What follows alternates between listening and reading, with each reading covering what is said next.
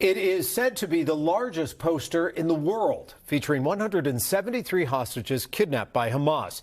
It covers the entire side of a studio building in Culver City, and it's all thanks to a Hollywood producer who donated the building to graffiti activists. NBC4's Conan Nolan explains what it all means.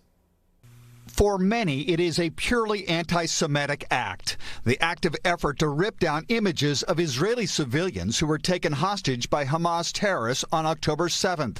This episode was outside USC. Are you taking this off? You know what it does? It shows that Jewish victims are not okay. But those who remain in captivity have not been forgotten, not in Israel and not here. In Culver City, on the side of the Apple Entertainment Building at Washington Place and Washington Boulevard, a canvas that can't be ignored or easily vandalized. 173 kidnapped hostages remembered in vinyl images, 10 times the size of the posters that had been placed on power poles and store windows. A message amplified: to bring them home.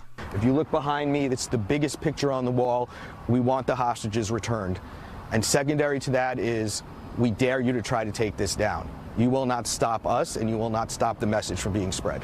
Craig Dershowitz is the CEO of the LA-based nonprofit Artists for Israel. Now in its 13th year, it is engaged in humanitarian relief in 10 different countries and allows artists from around the globe to express their own creative impressions of Israel, as in this painting of an Israeli bomb shelter chronicled by the Christian Broadcasting Network.